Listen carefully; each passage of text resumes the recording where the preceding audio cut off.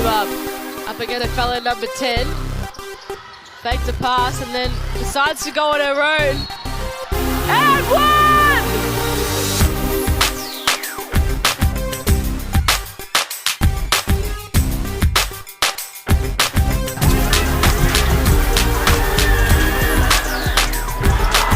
Sa tuwing magkakaroon ng tournament ang ating Gilas Pilipinas, mapapiba man yan, SEA Games o Jones Cup, ang unang-una talaga nating inaabangan ay kung sino-sino ba ang mga players na kabilang sa lineup.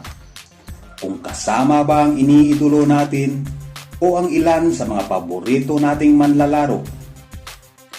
Sa ating Women's Under-16, taong 2022, nang magsimulang magpakilala sa FIBA ang ating Under-16 youth team.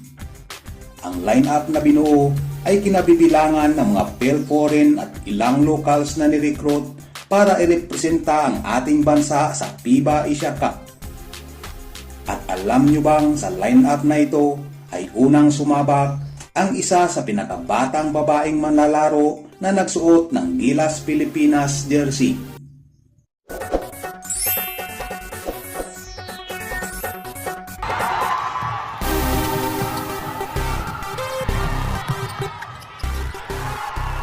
Taong 2022 nang binuo ang Under-16 Women's Gilas Pilipinas lineup para lumahok sa gaganaping 2022 FIBA Under-16 Women's Asian Championship Division B. Sa lineup na ito ay napabilang ang isa sa itinuturing na pinakabatang manlalaro na nagsuot ng Gilas Pilipinas jersey sa isang FIBA tournament. Si Eva Pajardo na kapatid ng isa sa magaling at maaasahang point guard ng Gilas Women's Seniors Team at isa sa mga players na kabilang sa nirecruit sa labas ng bansa ay ipinanganak noong October 3, 2007. Siya ay unang sumabak suot ang Gilas Pilipinas jersey sa isang FIBA tournament sa edad na 14 lamang. Sa naturang tournament, bagaman siya ang pinakabata sa binuong lineup ng Gilas, hindi ito naging hadlang para ipakita ang kanyang husay at galing sa bawat laban. Patunay dito ang mga nagawa niya sa 5 laro sa kompetisyon na iyon.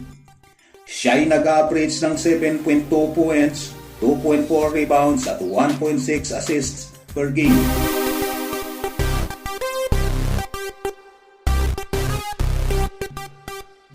Sa kompetisyong iyon, nabigo man para sa inaasam na championship title at promotion ng koponan sa Division E, na-secure naman nila ang bronze medal pagkatapos pabagsakin ang naglalakihang players ng Lebanon.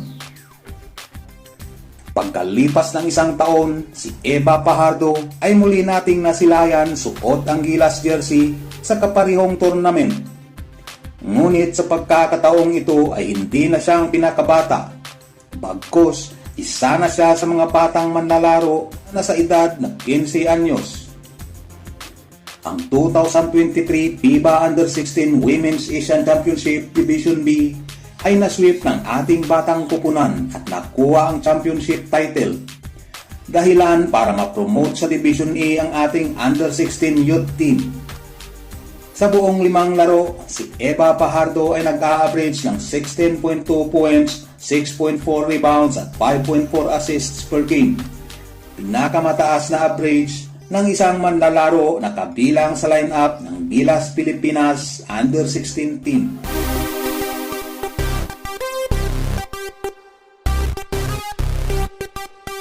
At nitong nakaraang taon lamang sa 2024 FIBA Under-18 SIABA Qualifiers at sa 2024 FIBA Under-18 Asian Championship sa Division B ay muli niyang nirepresenta ang ating bansa bilang team captain ng koponan, tangan ng watawat ng Pilipinas na may ngiti at tagumpay nang parehong masweep ng ating koponan ang dalawang FIBA tournament para ma-promote sa Division A ang ating Under-18 youth team.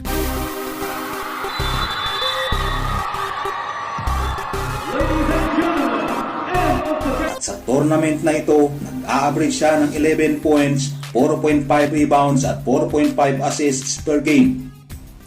At sa pagkakataong ito, hindi man siya ang top scorer, Pasok naman siya sa top 3 ng Gilas na may highest points kasunod ni Naomi Panganiban na nangunguna at Alicia Villanueva na pumapangalawa.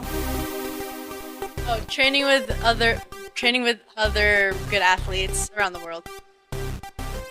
Sa kaparehong taon ay muli nating nasilayan si Eva Pajardo, tangan ng watawat ng Pilipinas, nang isa ito sa 4 na Gilas Pilipinas player na naimbitahan sa BWB o Basketball Without Borders Asia 2024.